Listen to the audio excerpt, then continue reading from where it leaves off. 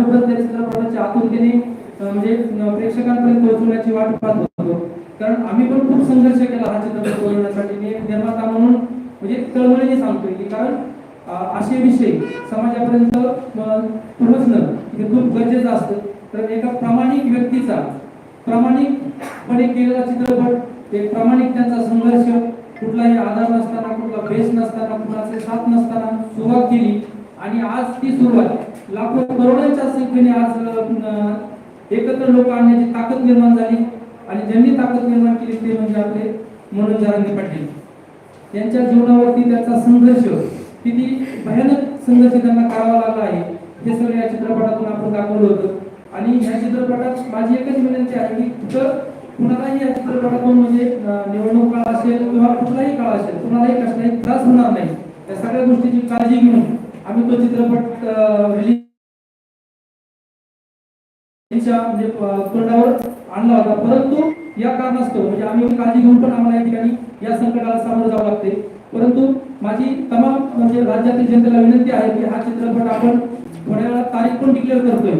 ती तारीख आपल्या पिक्चरचे डायरेक्टर डिक्लेअर करतील, कारण हा चित्रपट आपल्या भेटीला येणारच आहे, परंतु थोड्या काळासाठी आपल्याला थांबावं लागणार आहे. आणि या काळामध्ये चित्रपटाला आपल्या बऱ्याच म्हणजे समाजातून आज हा चित्रपट समाजाने हातात घेतला आहे.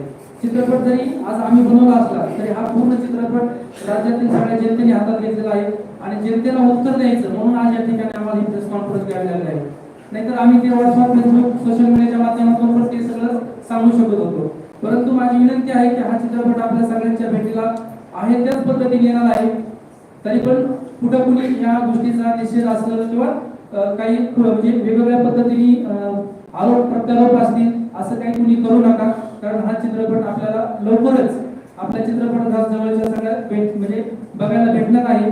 ते थोड्याच वेळात या चित्रपटाचे डायरेक्टर आपल्याला सांगतील. माझी तळमळीची विनंती एवढीच आहे की हे व्हायला नव्हतं पाहिजे, ते घडलं आणि याबद्दल मी कुणाला आरोप प्रत्यारोप मी सुद्धा नाही करणार, परंतु व्हायला नव्हतं पाहिजे ते घडलं या गोष्टीचं मला वाईट वाटते. आणि नक्कीच हा चित्रपट लवकर आपल्या सगळ्यांच्या भेटीला येईल. यानंतर या चित्रपटाचे डायरेक्टर तारीख पण सांगतील आणि थोडं तुमच्याशी बोलतील. धन्यवाद. नमस्कार, मी शिवाजी गोलवाडे, डिरेक्टर. आताच आपले बरीचशी माहिती सांगितली आहे. तर खरोखर या चित्रपटासाठी आम्ही संपूर्ण टीमने मेहनत घेतली आणि एवढ्या मेहनतीतून एवढ्या कमी टायमिंगमध्ये आणि एवढं उच्च दर्जाचे काम करून तो 26 एप्रिलला आम्ही संपूर्ण महाराष्ट्राचा चित्रपट आणत होतो. पण तो का आला नाही किंवा त्याला कोणाचा विरोध होता काही गोष्टी आम्हालाही अजून समजलेल्या नाही.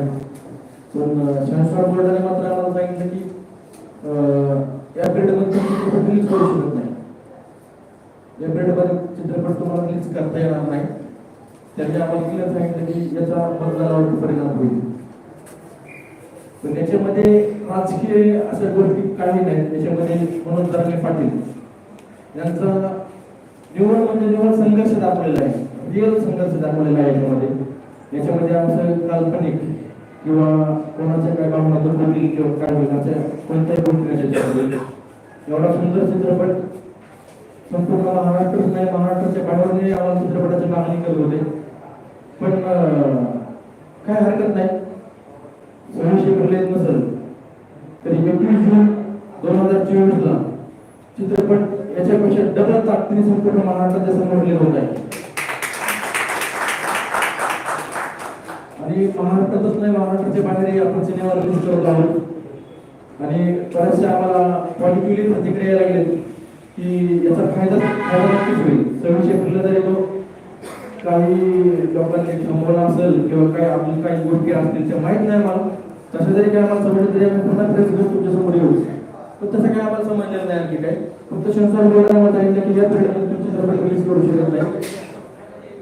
आणि सेन्सॉर हे चित्रपट स्क्रीनिंग करण्यासाठी का ऑर्डर करत होतं, तर ते बऱ्याचशा त्यांनी ऑर्डर केल्या. बऱ्याच आम्ही त्याचा फॉलो घेतला.